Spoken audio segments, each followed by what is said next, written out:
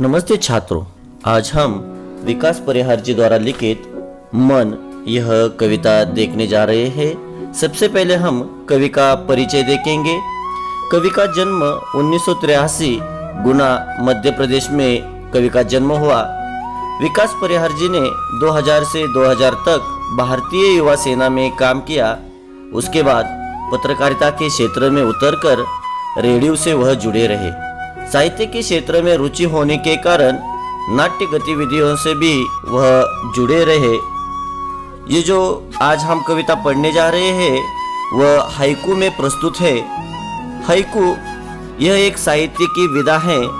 Haiku मूलतः जापानी साहित्य की विधा है और विश्व की सबसे छोटी कविता कही जाती है। 5 दशकों से हिंदी साहित्य ने खुले मन से स्वीकार किया है। इस कविता में 3-3 पंक्तियों के माध्यम से कवि ने अपने मनों के भाव, अनुभव और छोटी छोटी विभिन्न घटनाओं को कम से कम शब्दों में प्रस्तुत करने का प्रयास किया है। हाइकू की एक विशेषता यह है कि इसका हर पद 3-3 पंक्तियों में ही लिखा गया है और एक पद में आपको 17 वर्ण दिखाई देंगे। यहाँ 3 जो पंक्तियां हैं, पहली पंक्ति में 5 अक्षर आपको दिखाई देंगे, दूसरी पंक्ति में आपको 7 अक्षर दिखाई देंगे और तीसरी पंक्ति में 5 अक्षर दिखाई देंगे। यानी 5 + 7 + 5 यानी ये जो पूरी पद जो है वह 17 अक्षरों में उसे लिखा गया है, ढांचा गया है। तो चलिए देखेंगे कविता के माध्यम से कवि ने अपने मनों के भावों को किस प्रकार यहाँ पर व्यक्त किया है। घना अंधेरा, चमकता प्रकाश और अधिक। देखिए दोबारा, घना अंधेरा, चमकता प्रकाश और अधिक।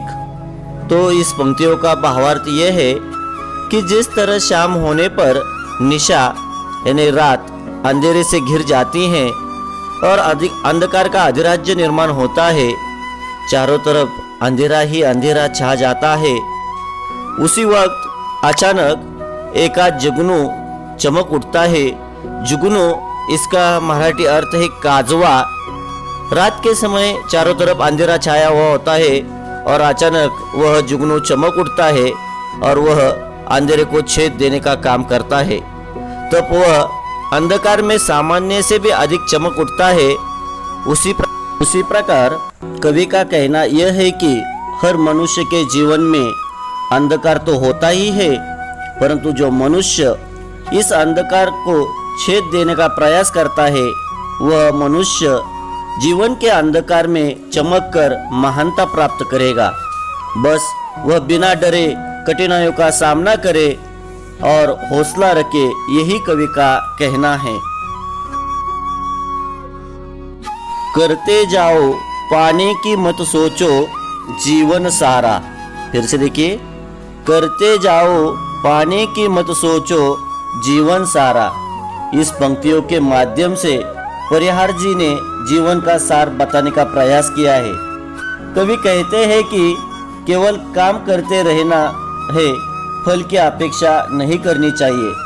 फल एक ना एक दिन आपको मिल ही जाएगा, क्योंकि यदि आप फल के बारे में सोचेंगे तो कर्म और जीवन का आनंद खो बैठोगे। तो सिर्फ काम करते जाओ, काम करते जाओ, फल तो अपने आप आपको मिल जाएगा। जीवन नैया मझधार में डोले संभाले कौन। देखिए फिर से, जीवन नैया मझधार में डोले संभाले कौन। यहाँ पर कवि कहते हैं कि मानो ये दुनिया बहुत बड़ा समुंदर है और हम यानी मनुष्य प्राणी उसमें चलने वाली नाव है। जब समुद्र में तूफान आ जाता है तो अच्छा नाविक तीर पार कर लेता है, लेकिन जो कमजोर नाविक होता है वह अपना जीवन गंवा बैठता है। इसीलिए हमें यह समझना चाहिए कि दुनिया में अपने जीवन की भागदौड़ हमें ही संभालनी है। हमारे जीवन में कितना बड़ा तूफान यानी कठिनाइयाँ क्यों ना आए, अपनी ये जो जीवन नैया है वह जीवन नैया किनारे पार हमें खुद लेकर जानी है। हमारे मदद के लिए वहाँ कोई नहीं आएगा। हाइकूकार ने वही हमें पूछा है कि तुम्हारी जीवन नैया कौन संभालेगा, तो वहाँ पर हमारी जीवन नैया जो है वह संभालने के लिए कोई नहीं है। ये जो जीवन नैया है वह इस भरे समुंदर में हमें ही संभालनी है। यह इस पंक्तियों के माध्यम से कवि ने हमें बताने का प्रयास किया है। मझधार यानी नदी के प्रवाह का मध्य भाग।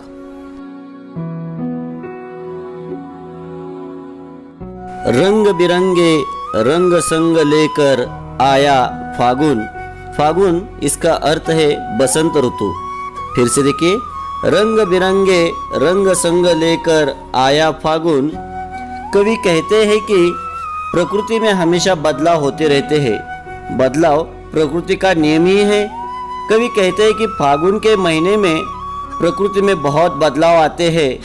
रंग भरी दुनिया, हरे भरे पौधे, सुंदर फूलों के कारण वातावरण सुंदर नजर आता है और हमारा मन जो है वह प्रसन्न हो जाता है।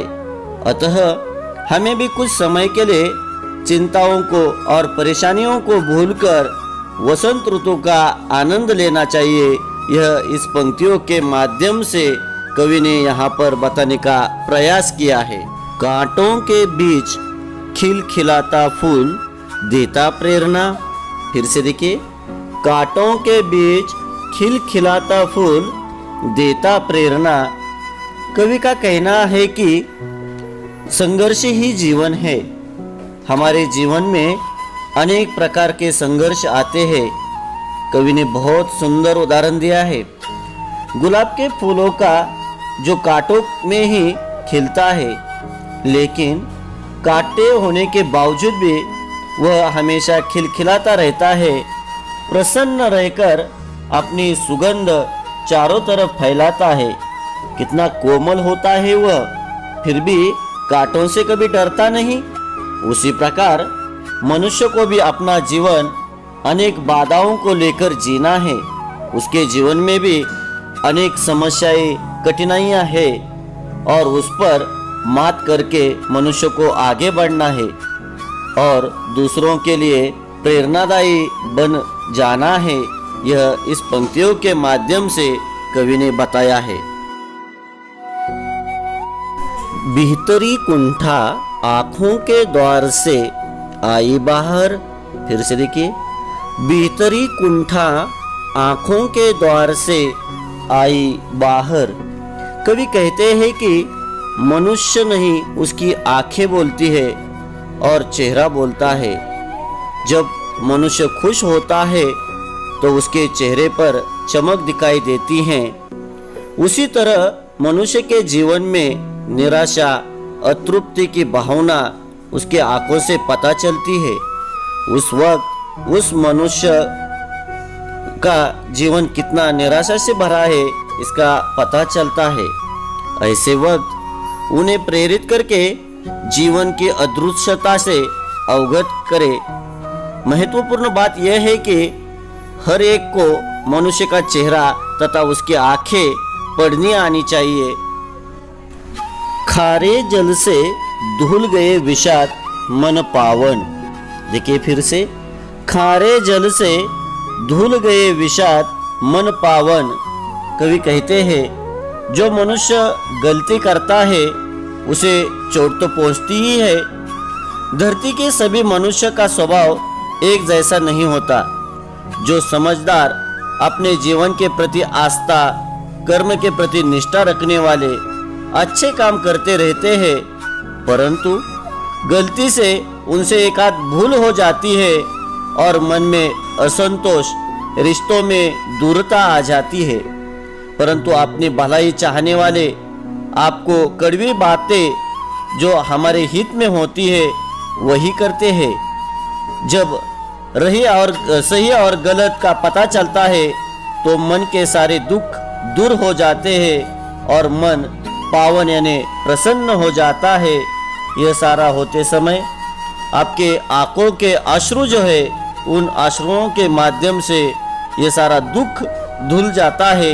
यह यहाँ पर इन पंक्तियों के माध्यम से कवि ने बताया है। पर कठिन शब्दार्थ आया है विषाद। विषाद यानी अभिलाषा पूरी होने पर मन में होने वाला दुख।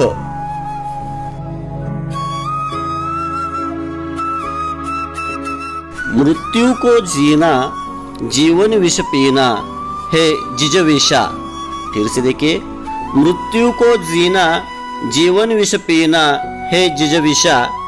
कवि कहते हैं कि मनुष्य को इस बात को समझना होगा कि जीवन एक जहर से भरा हुआ है और इस जहर को पीकर उसे अमृत में बदलना ही जिंदगी है।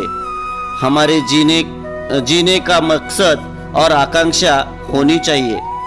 मृत्यु जिस प्रकार अंतिम सत्य है, इसे ही जिंदगी बनाने का जज्बा हमें रखना होगा, तभी जिंदगी सफल हो जाएंगी।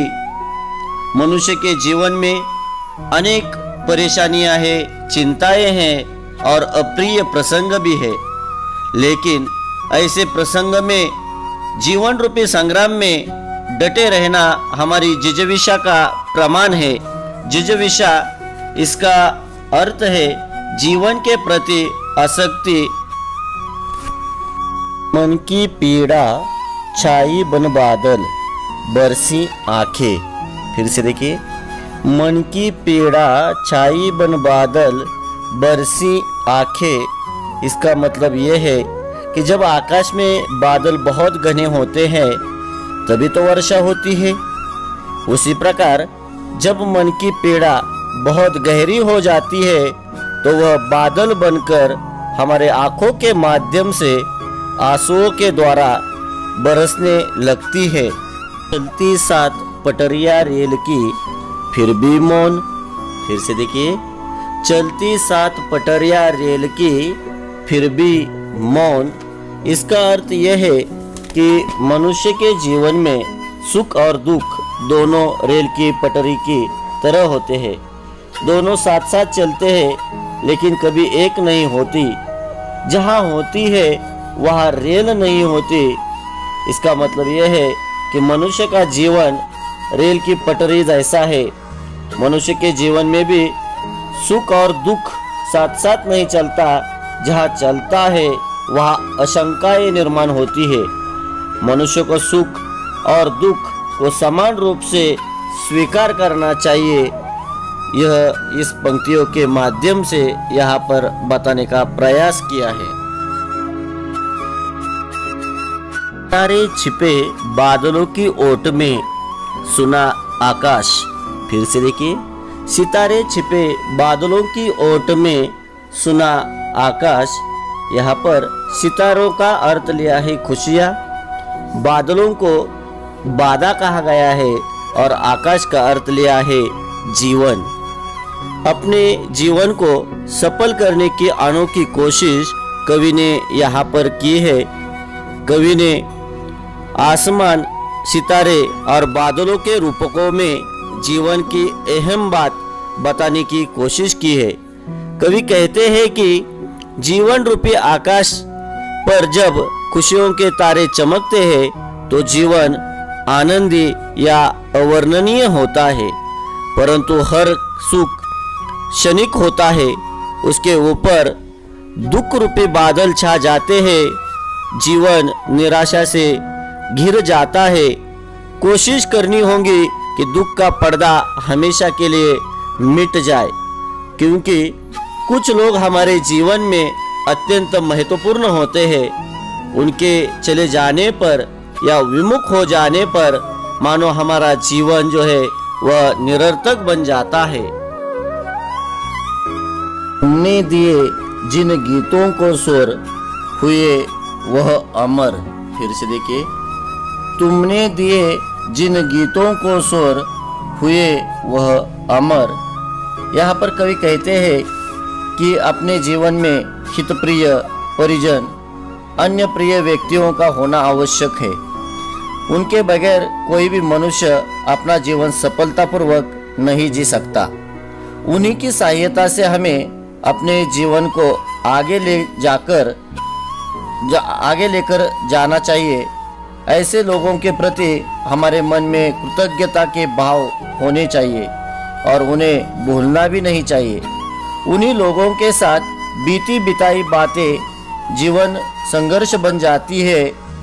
इस हाइकू में अच्छे लोगों के साथ को अपने जीवन के गीत कहा है जो अमर होते हैं। अमर इसका अर्थ है कभी भी नष्ट न होने वाला। सागर में भी रहकर मछली प्यासी ही रही। फिर से देखिए, सागर में भी रहकर मछली प्यासी ही रही। प्रस्तुत हाइकू के माध्यम से हाइकूकार जीवन की उच्च बात को सामने रखते हैं। वे कहते हैं पानी में रहने वाली मछली उसका जीवन ही पानी होता है। वह समुद्र में रहती है परंतु खारा पानी पी नहीं सकती। उसे मीठे पानी की तलाश में समुद्र की गहराई तक जाना पड़ता है। उसी तरह मनुष्य का जीवन है। सुख तो होता है लेकिन पा नहीं सकता। उसे ढूंढने के लिए गहराई तक जाना पड़ता है। जैसे आप कितने भी बड़े धनवान क्यों न हो, यदि किसी की मदद नहीं करते तो आपका ये जो धन है, आपका ये जो बड़प्पन है, वह व्यर्थ रहता है। यह इन पंक्तियों के माध्यम से कवि ने बताया है। आशा है कि आपको यह कविता पसंद आई होगी। कविता आपको आपकी कॉपी में लिखनी है और स्वाध्याय लिखकर हमें भेजना है। धन्यवाद।